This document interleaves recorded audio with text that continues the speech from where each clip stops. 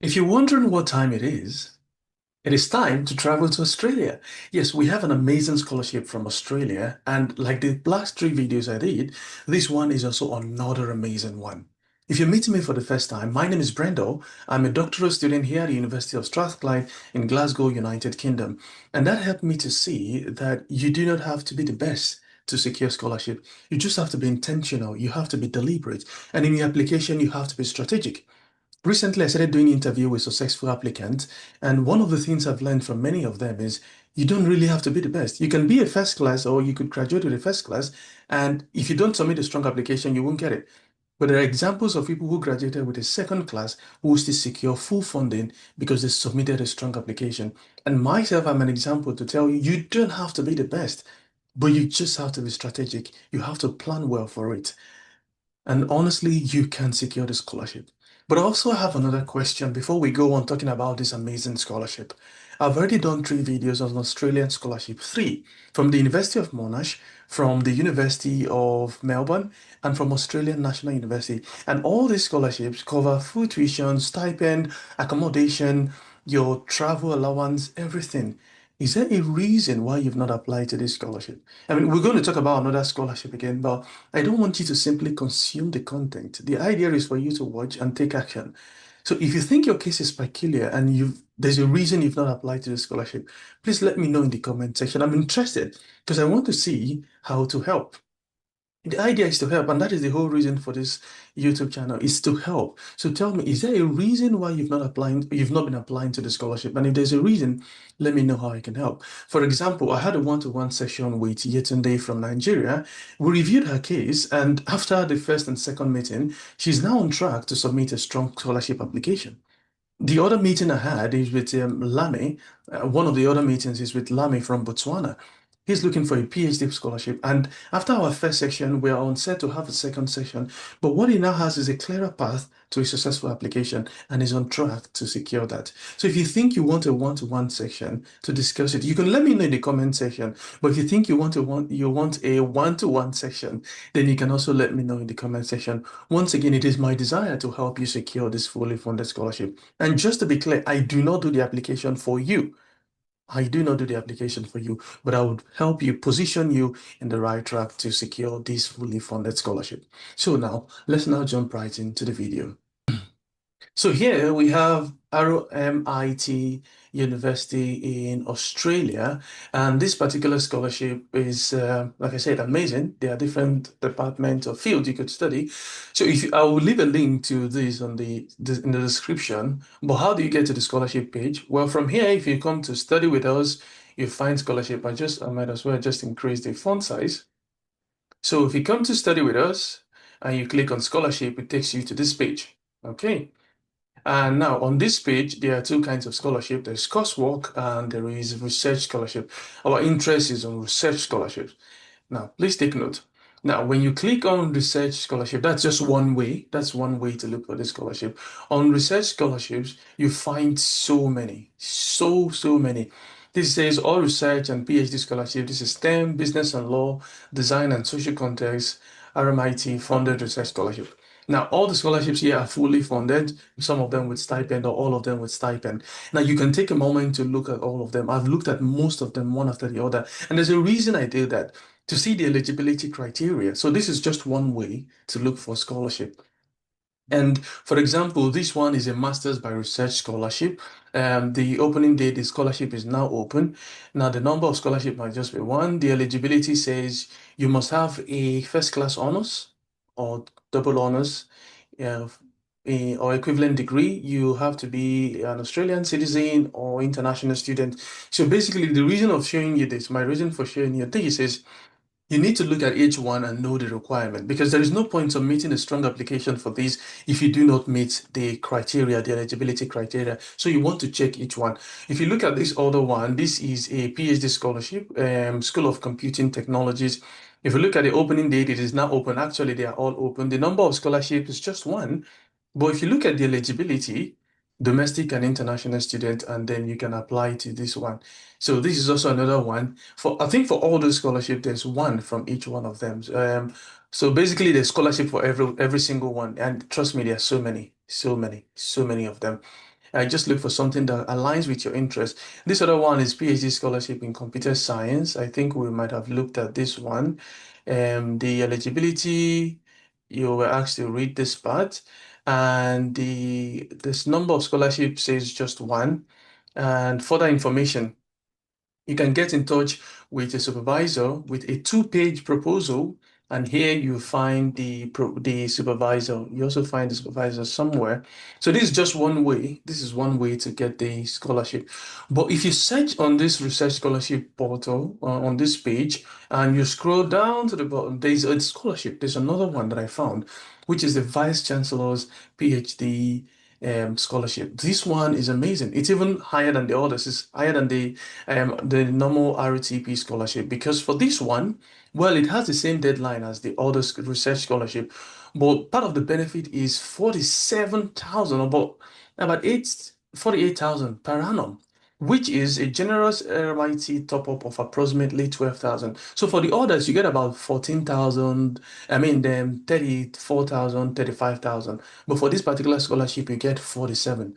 But take note, that's not all. You also get a research support allowance per annum.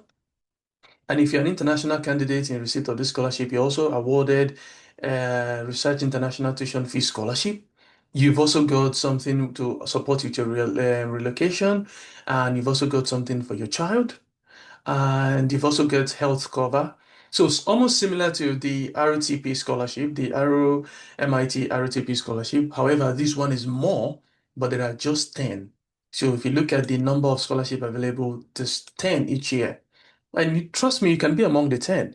But of course, your qualification has to be strong. So if you have a first class degree, if you're one of those who have a first class degree and you know you've got other documents too, publications and things like that, instead of simply applying to Arrow MIT scholarship, which is 34 grand, you can apply to this one. And I mean, why not go for the extra cash? It doesn't hurt, does it? Okay, so that is that on this one. Just wanted to draw your attention to other scholarships too. And for this one, you also need to submit an expression of interest, which is similar to what you do in the other scholarships we'll talk about in today's video. Now, how to apply? I will leave a link to this page as well on the chat, on the description. Now, there are six steps outlined, and if you look at them one after the other, you can submit this application. So just work on it. And remember, like I said earlier, we're already behind time. Although the deadline says for international student, it is 30th of August. But trust me, it takes we're already behind schedule, and I mean it, because if you look at one of the documents I read on ELI deadline, you said when you submit this expression of interest, because for you to apply to this program, you need to be invited to apply. So you must be invited to apply before you apply. If you don't get that and you go ahead to apply, it's just like pouring water in the basket. So you need to be invited to apply. And to do that, you need to submit an expression of interest, of course, through the research supervisor. But it is said that you need to give your supervisors or the potential supervisors 4 weeks to get back to you. 4 weeks. Now, this is June 26th. I'll be uploading the video today. So this is June 26th. 4 weeks from today would be about July 26th. And then we have until August. What if you are told no and you have to apply to someone else? So there's a lot involved. That's why I said we really do not have that time. So please start submitting as soon as possible. And for anyone who might have applied to other scholarships from the other Australian universities, you could look for similar work here and then submit application here too. Okay, so just something to keep in mind for international students. So you can read up on this page largely. You can read up on this page. Like I said, I will leave a link to this. The first step you want to do is to choose your research program. There are many research programs, and you want to choose your research program. And the next stage will be to check your eligibility. There are several research programs. So if you click on Browse Research Programs, it will take you to somewhere here. So these are the different research programs. These are the different field. Normally, I would always go to education, but today I tried something else. I went to communication, and on communication, you get two things. Uh, I don't want this loaded on the page. You get two things, and on the two things, you get both one something else and then communication and writing course. Now, whatever program you pick, make sure there is this research part. If there is none, that means it doesn't have a research program. So you find this pre-university, vocational, undergraduate, postgraduate, research, short courses online. Now, there's some programs I looked at. For example, I think I remember looking at information technology, and it didn't have anything on research. So that means that is not one of the things to be considered. So you need to select a program that has a research program because the scholarship is either master's by research or a doctoral program, which is research anyways. So it's just something to keep in mind when looking for these scholarships. Okay. And so you select your program from the list here. That is, if you want to go through this route, just select it and know the requirement. I think another good thing of looking at the requirement is also the language requirement, but we'll get to that anyway shortly. The next thing you want to do is to check your eligibility. Usually for Masters by Research, you need a bachelor's degree, but like I've discussed with some one-to-one that I've had, your bachelor's degree is not enough. So it's okay if you're looking for master's by research. It is highly competitive. If the only thing you have is your bachelor's degree, no publication, nothing else.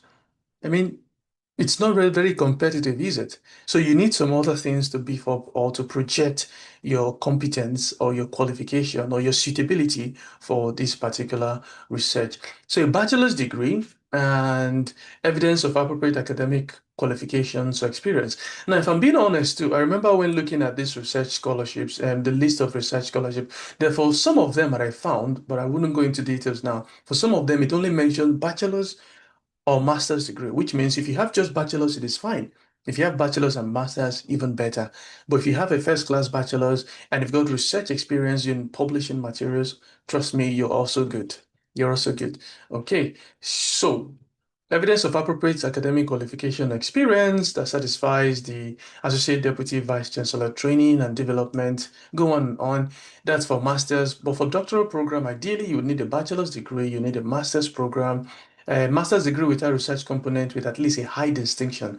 So if you have master's by research, great. If you don't, if you have master's in a taught program, if you graduate with high distinction average, great. Or evidence of appropriate academic qualification experience. So experience can also count. Experience also counts. Please take note, experience matters. That is where you're lacking in other areas.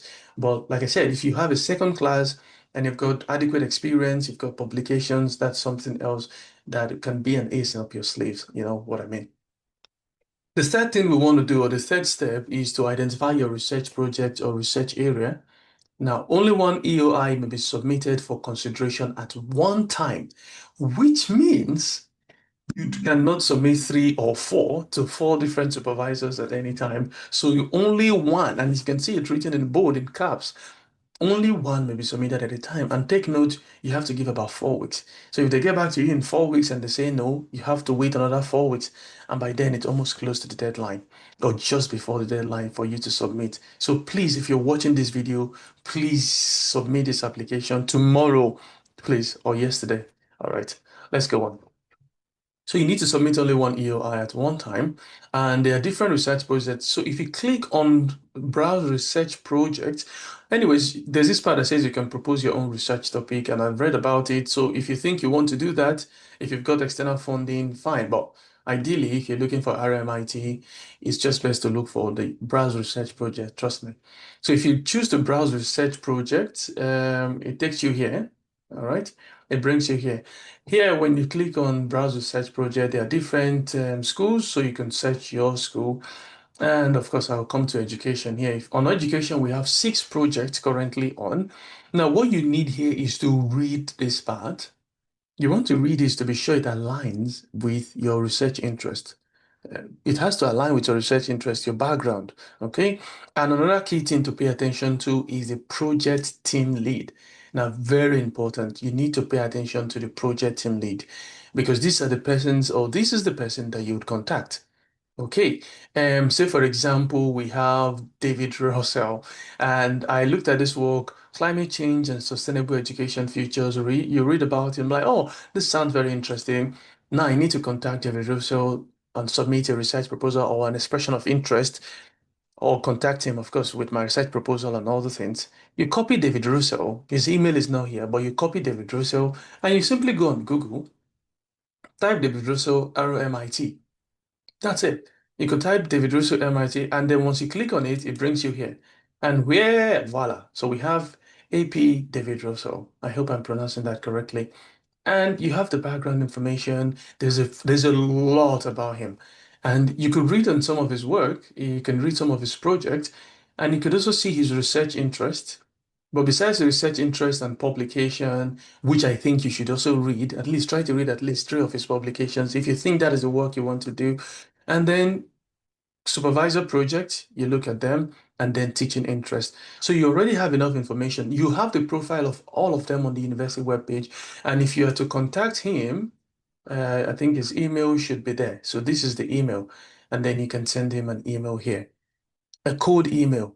How do you send that cold email? I'll make a separate video for that. But ideally, what you want to do is key thing. And I think this is important, please. This is the part. If you've seen the video up to this point, please can you type David? If you've watched the video up to this point, please type David. And that would help me to see that you've watched the video to this point and you appreciate what I do. Thank you so much. All right. Now, something to keep in mind when contacting a supervisor, a lot of people send cold emails, and I've also had some meetings with some supervisors to ask, okay, what students do you consider? What application do you consider? And one thing for the end, for the sake of this video, and one thing many of them said to me is they like it when students show genuine interest in them. And how do you show that genuine interest in them? Even though it's going to be a short introduction, show that you've read their work and that your research interest aligns with theirs. So don't just say something like, oh, I saw your page and I just want to do that. Yeah, a lot of people are going to do that, especially something from ChatGPT. But show that you've seen his page, you've read some of the work, and there's something about the work that connects with yours and that you want to work with him on that project for. That would show that you have that genuine interest in them and you could be selected because for some of these projects, if I'm being honest, looking at the research scholarship, it's just one or two. But of course, there are over 100 projects. You can see from here, for number of projects, we have over 100 and over 1,000. So even if it's just one for each project, then you can be the one. I mean, okay. So that's how you find the supervisor and you contact the supervisor. So let's now go back to the steps.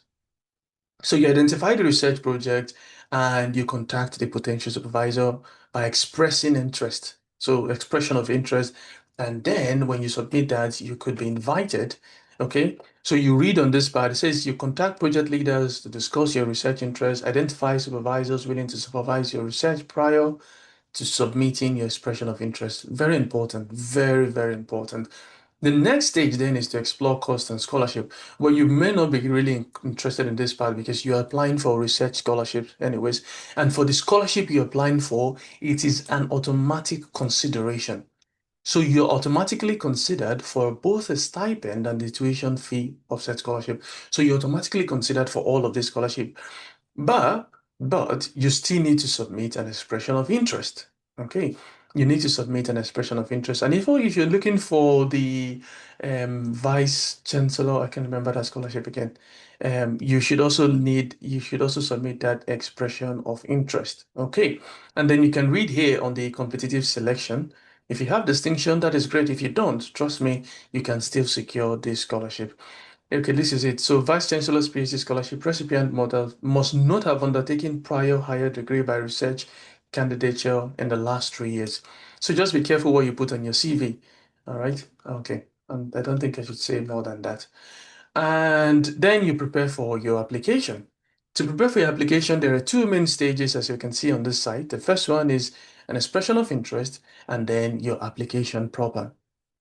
So your application, your expression of interest is just short information so that the university can assess your eligibility and then you contact your supervisor. And if your EOI is successful, you will be invited to complete and submit the rest of your application. And this is where it says it may take 4 weeks. It may take up to 4 weeks. So make sure to submit this in advance. And remember the deadline for this scholarship. What are some of the document checklists for you to prepare? Identity document, CV, complete transcript for all academic qualification, research proposal, English proficiency document. We'll get to English proficiency later. Um, Statement of purpose document, certified copies, letter of financial guarantee. Well, if you're getting a scholarship, you may not necessarily need to bother about this one.